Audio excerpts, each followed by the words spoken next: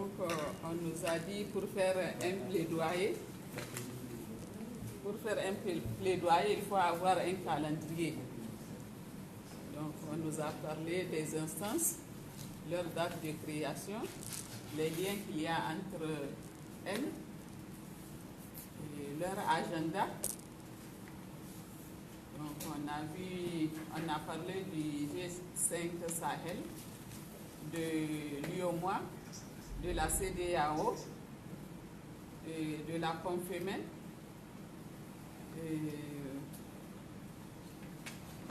de l'Union africaine.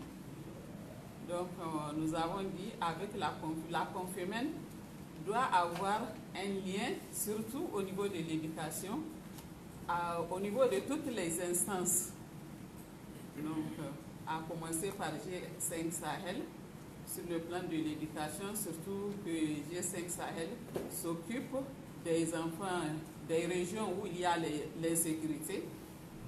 Donc, au niveau de l'UOMOA, c'est l'UOMOA qui donne des bourses aux étudiants. Donc, à peu près, c'est ce que j'ai retenu. Merci bien, madame. Bravo. Je vois que parmi tes amis, il y a un d'entre eux aussi qui veut dire quelque chose. C'est qui?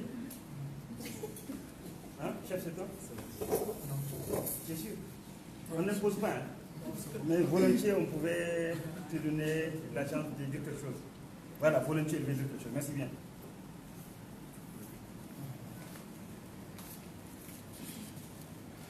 Oui, bon, peut-être juste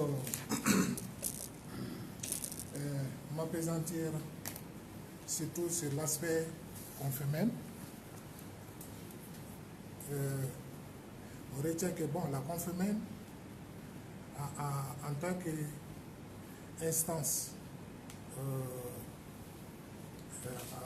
africaine, il y a une institution quand même qui est derrière, qui est la francophonie, qui aujourd'hui, dans la zone ouest africaine, a, on peut dire, une très bonne relation avec les États. Donc, ce qui constitue aujourd'hui une opportunité, certainement pour nous, d'être en tant qu'organisation de la société civile, d'influencer cette organisation qui est la francophonie à travers la Confémen pour asseoir certainement nos politiques d'éducation au niveau national. Voilà. Donc, fondamentalement, c'est ce que je peux ajouter à ce que ma conseillère a dit. Merci. Merci bien. Monsieur Tahir, comme tu sais, on va discuter avant d'aller à la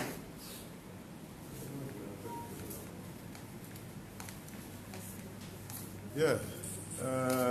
Moi, ce qui m'a beaucoup plu,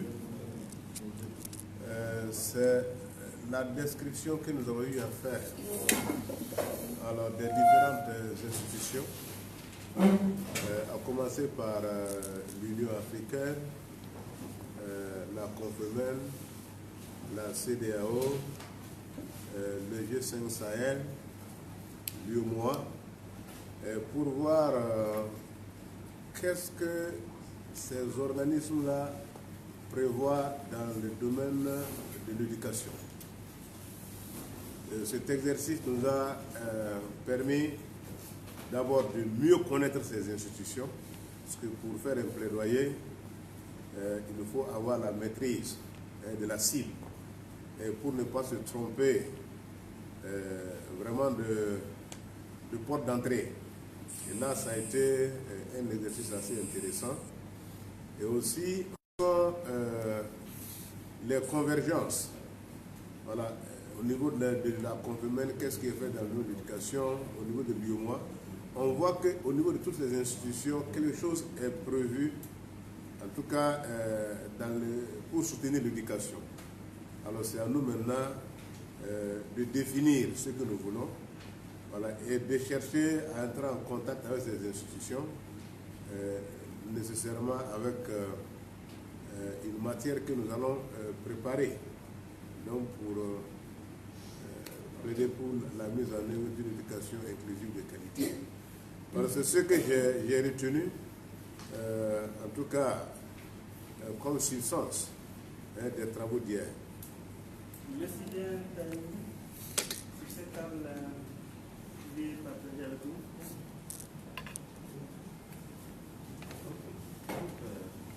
En plus de ce que ceux qui m'ont précédé ont déjà donné, en tout cas c'est un exercice quand même qui nous a permis d'abord d'identifier ces instances-là.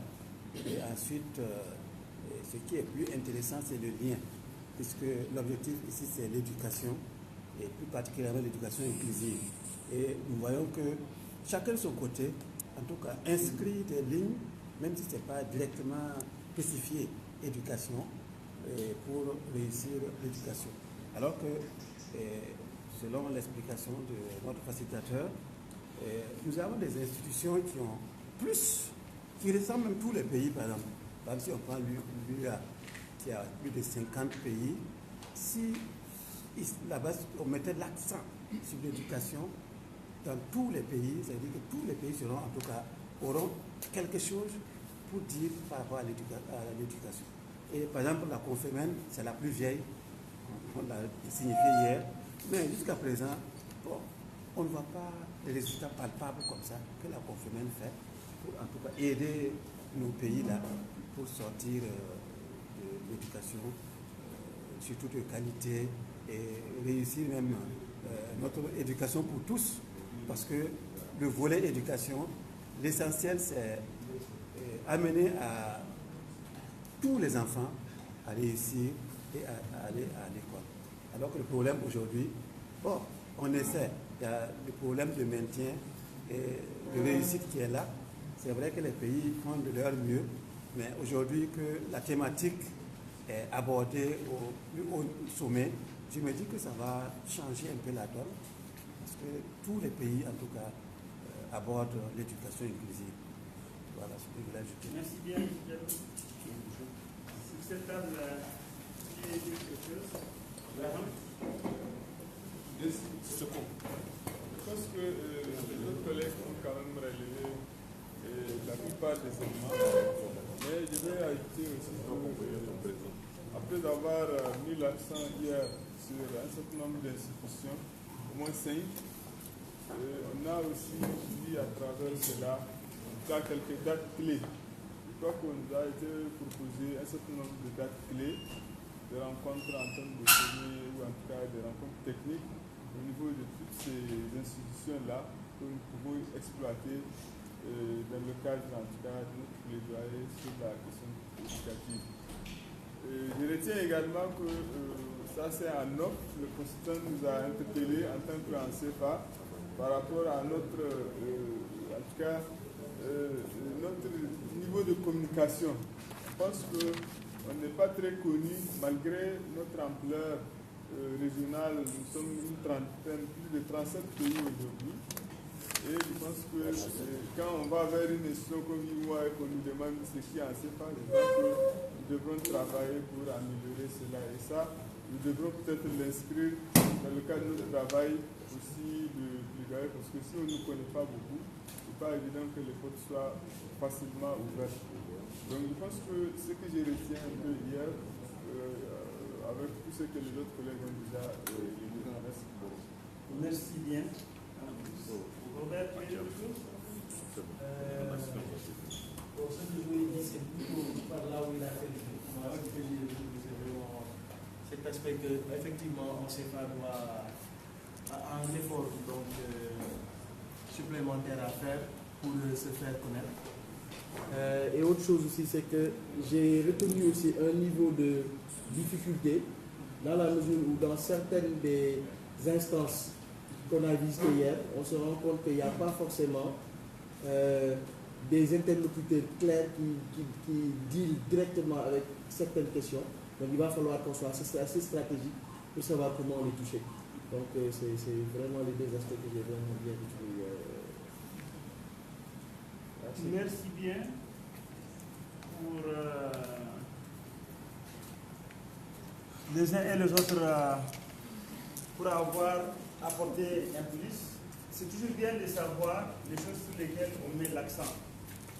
C'est-à-dire après une journée où il y a eu plusieurs éléments. C'est bon à savoir quelles sont les choses sur lesquelles les gens pensent qu'on a eu à attirer leur attention, ou bien un certain nombre d'initiatives pour lesquelles on devait se mobiliser.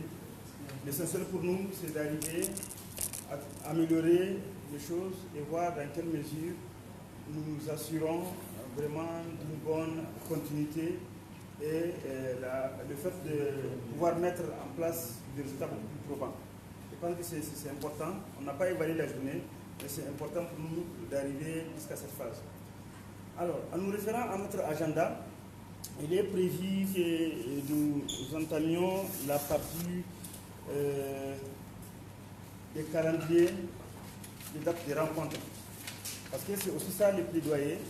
Tant qu'on n'arrive pas à bien cerner les périodicités ou les moments pour lesquels nous devons avoir une oreille attentive et pouvoir créer les conditions de mieux nous positionner par rapport à ces événements, on risque de sortir toujours un peu dessus par rapport à la non-attente ou la non-effectivité de certains résultats que nous sommes engagés.